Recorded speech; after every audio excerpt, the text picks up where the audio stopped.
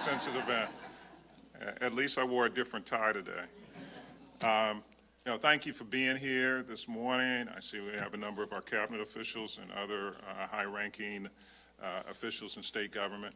The governor would have appreciated being here. He was unable to be here. As you know, the administration is placing all hands on deck to respond as we continue to perfect our response to the novel coronavirus or COVID-19. Last night, he did announce that state health officials had confirmed the 6th case of coronavirus in Prince George's County. That person was tested and came back positive. After an investigation of the health department, there appears not to be a major concern with regard to risk of exposure to the community. This was another case of a person contracting it based on travel, and there's no connection to the other previous positive cases that were reported in Maryland. So I do want to echo the governor's statement, Governor Hogan's statement from last night, that all levels of government are working together to respond to COVID-19, the threat, and there's a lot of cooperation and coordination that has taken place on this, and we all remain committed to bringing the full resources of the state to bear in order to protect our citizens and mitigate the spread of the virus. But in the meantime, the business of state government must go on, which brings us to this event this morning. I'm here with Secretary Rob McCord of the Maryland Department of Planning, as we talk about something that is critically important to the people of Maryland and the future of our state, and that being the 2020 census. Our nation, of course, conducts the census every 10 years, and it's the ability to provide an accurate count that impacts everything from school lunches to health care for seniors and more. The 2020 census represents our chance to ensure that Maryland receives its fair share of the billions of dollars in federal funding for critical life-saving programs. It helps us to meet the challenges of the decade for public health, emergency planning, as well as schools, transportation, and business. So participating in the census is critically important, and it is very easy and safe to do. Census Day is officially April 1st, but this year the U.S. Census Bureau has made it easier to participate. And beginning this Thursday, March 12th, Maryland residents will have the option of responding online or by phone. Paper questionnaires will be mailed in early April to those who haven't responded online or via the telephone earlier. And the entire process will be completed by late July. Our administration is committed to do everything possible to ensure that every Marylander is counted. In 2010, the self-response rate for many of the Maryland counties, half of the Maryland counties, went either down or stayed the same. And so the result was kind of an average response, and I guess at best a lackluster response that year. So we've made it a point since the governor and I came into office in 2015 that we would be much more active in terms of participating and preparing for this census. And in so doing, we've created the largest outreach effort in Maryland history. Our administration has invested an unprecedented $10 million in census outreach, including direct grant funding, complete count committees in every jurisdiction across the state. And we're pleased to report that Maryland is in the top 3 states in America where the U.S. Census Bureau is saying has met or is meeting the recruitment goals for census takers. We have an aggressive public relations effort underway to encourage all Maryland residents to take part. The ad campaign was developed by the Maryland Department of Planning in coordination with Maryland Public Television and will soon begin airing television, radio, and online and digital and social media ads in every part of the state, with a particular focus on areas that have historically been underreported and communities and populations that have been underreported in many cases. And there'll be public service announcements coming from the governor, the first lady, and that gentleman that you saw earlier that are going to be rolling out, as well as some additional social media that I'm not going to mention because I want it to be somewhat of a surprise, some additional social media outreach that we will be doing. We're rolling out signs on buses and billboards in many of the hard-to-count areas, postcards notifying residents of the timelines for Census 2020 will begin arriving in mailboxes across the state in the coming weeks. Excuse me. We are utilizing 21st century tools for a 21st century census, tools to maximize engagement in every community in our state. And so I want to thank the nonprofits and local community groups that are working with us to help us achieve a complete and accurate count in Maryland. So once again, I want to remind everyone it's critical that every Marylander is counted this year. Every single response directly impacts services and the communities and our communities, what they're going to be able to receive. The funding for schools and hospitals and roads and other emergency and essential services rely on our responses.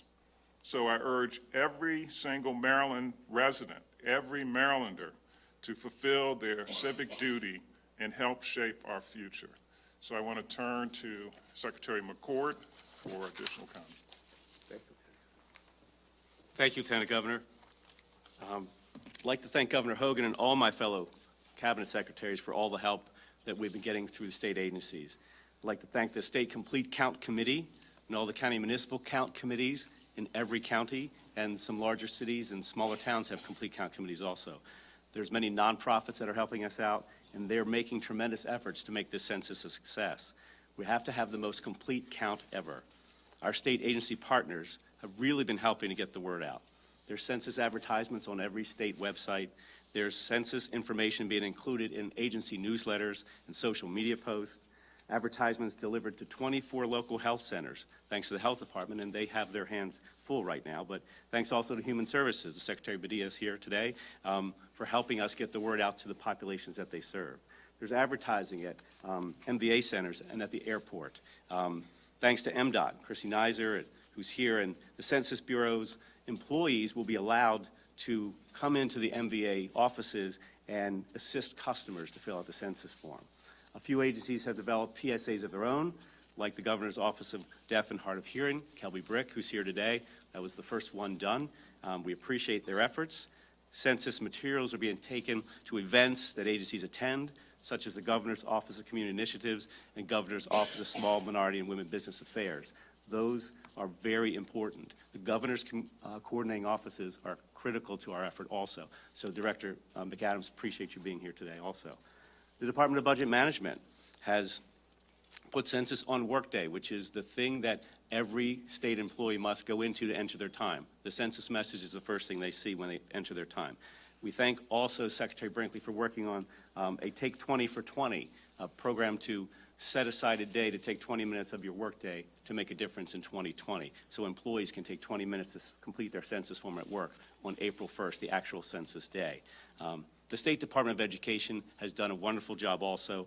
Everywhere that I go, I hear about people taking the census program is called Statistics in Schools. So children are learning about the census and the importance of the census, and they're bringing that message home to their parents.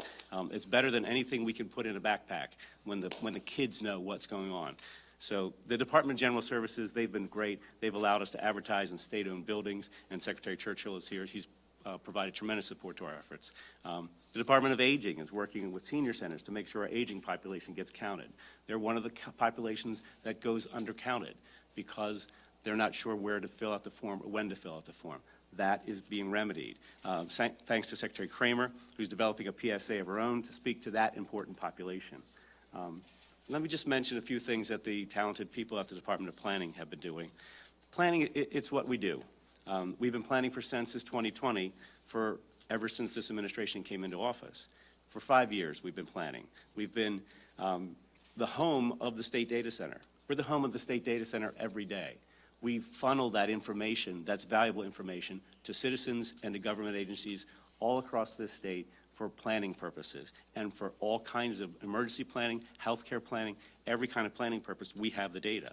So thanks to the work of the data center for the past 5 years, we were able to correct 130,000 addresses, meaning that the misaligned or incorrect addresses have been corrected, working back and forth with our partners at the federal government. That is a long-term process to make sure everybody can get counted. We thank the Deputy Regional Director is here today from the federal government, Mr. Phil Ludds. The federal partners have been great to work with. The federal government has appreciated the efforts that the state of Maryland has made. The Census Director himself has been to our offices to see what we're up to. As Lieutenant Governor pointed out, we have the media outreach plan that includes reaching out and touching markets in every area of the state, especially in areas of the state that have now been historically low response scores. What does it mean to say low response score? The terminology, last census was hard to count, now it's low response score. It simply means areas where, based on historic participation rates and demographics, the people are less likely to complete the forms. So you can see all of those low response rate areas on the map at Planning's census.gov website. You can check each census tract to see where those low response scores are. You can see any of those on the response area outreach mapper that we've customized for Maryland, census.maryland.gov. Our campaign is especially geared towards those residents. We want them to know that Census 2020 is safe and confidential. We want them to know that the accurate count is critical to those areas and critical to those communities, that they get the services that they need. Funding for our schools, roads, transit, healthcare, emergency services, and the like. To do this, we have a balanced and comprehensive, aggressive communications and marketing plan. Includes advertising, community outreach. We have media, including Spanish versions, we're projecting about 93 million impressions. Broadcast and cable, even Hulu and iHeart and the like. That's another 37 million impressions. Digital and social media, radio, including urban, religious, and Hispanic stations. That's another 25 million impressions. Digital audio and historically black colleges and university stations. Digital publishing, Baltimore Sun, Washington Post, another 3 million impressions. Billboards strategically located by GPS in the areas that we need to hit. Those billboards include Spanish versions, and as I said, they're coordinated based on where the hard-to-count areas are, and they're in relation to census tracts and commuter routes. There'll be bus signs.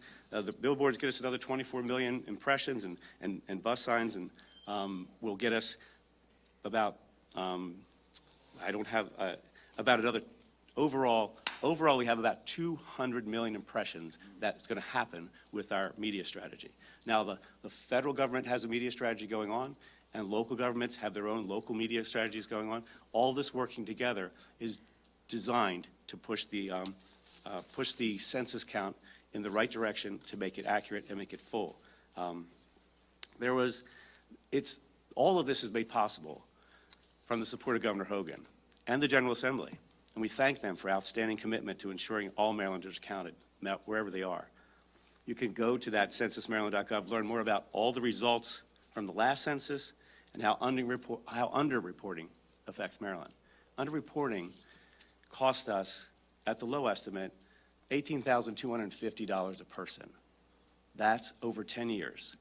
And that's when the number is $675 billion. That's how many federal dollars are divvied up based on census. So the latest research indicates that's $1.5 trillion worth of federal spending. So those numbers can be more than doubled. So we lost approximately $1 billion in Maryland based on the undercount last census. We cannot let that happen again, and we're working diligently to make sure all Marylanders are counted. Today, we're officially moving into that motivation phase, the stage of our plan that makes each resident have the opportunity to respond. This Thursday, March 12th, is a time when people can actually take action. To do this, we're not only messaging all around the state, but we're continuing to work with our partners. As the Lieutenant Governor mentioned, the other great activity making a difference is the Census Grants Program that was funded at $5 million.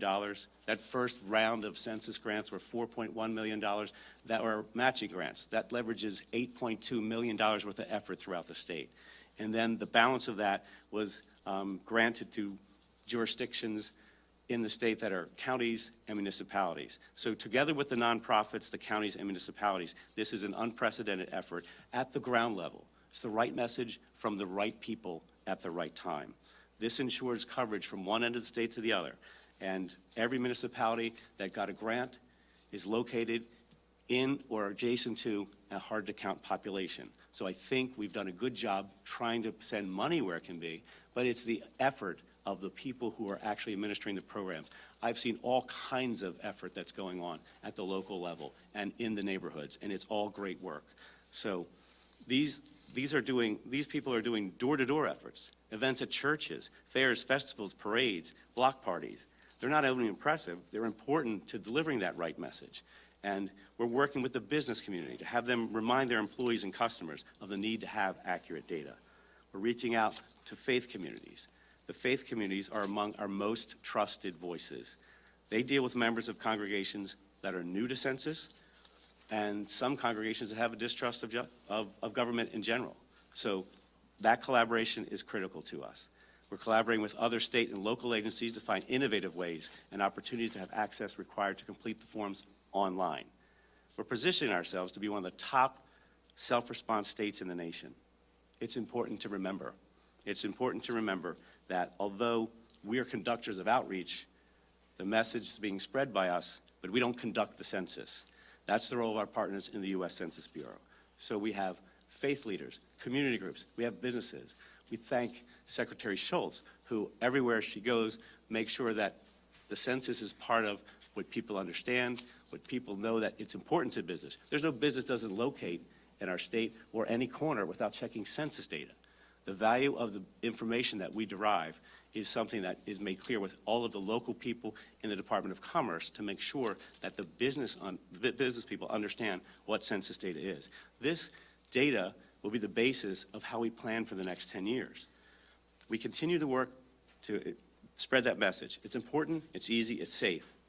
We urge every Marylander to self-report before the census workers begin going door to door. By simply going online, making a phone call, or completing the form, you can respond. It's easier than ever. As the Lieutenant Governor said, 21st century tools for a 21st century census.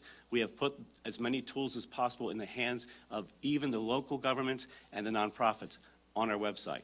Everything we've made available to everyone they can use to target their marketing, target their outreach efforts. Let me go over the timeline. Everybody is responding to the census, invited to respond by March 12th. So it's coming in a couple days to get a postcard. Census Day officially April 1st. Non-response follow-up will occur mid-May through July 31st. That's when census workers will be in their neighborhoods. The census is about $1.5 trillion in federal spending.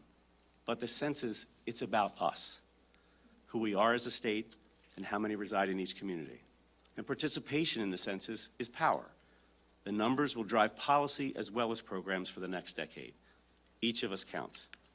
As a Muslim woman told me after I spoke at the Muslim Lobby Day here in Annapolis, I see now, this is not about me, it's about my community.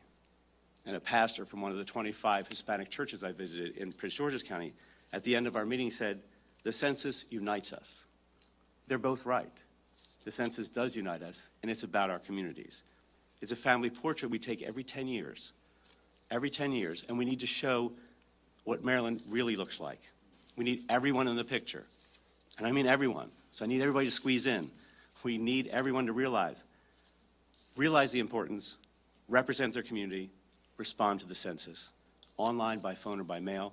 Just be sure to fill out the blessed form. Thank you very much. Thank you. A blessed form at that. We're open to a few questions, if there are any questions with regard to the census. Yes, ma'am. It sounds as if everything has been covered, but I just want you to reassure me that we have enough Spanish-speaking persons to respond to that population. I'll take that, yes. We have Spanish-speaking people on board with our outreach efforts. The United States Census will have the form available in Spanish for some households in areas they've determined are census areas that have lots of Spanish-speaking people. But any assistance that's needed for language assistance, the form is in like 13 languages, and there's another 53 or 54 languages that you can get assistance to fill it out with. I'm thinking more about the follow-up from May through July. Right. The persons who have been resistant, the persons who are nervous about this, and who will need that face-to-face follow-up. Right, and we have lots of partners that have already done door-to-door, and will continue to do the door-to-door work all the way until the end of July 31st. Yes, yes. All right. Oh, sir. I'm a Native American. Within the state of Maryland, last census, 87,000 of us. Do we have people who can relate to Native interests in the state of Maryland? Do we have people who will respect the Native view when they relate to the Indian people?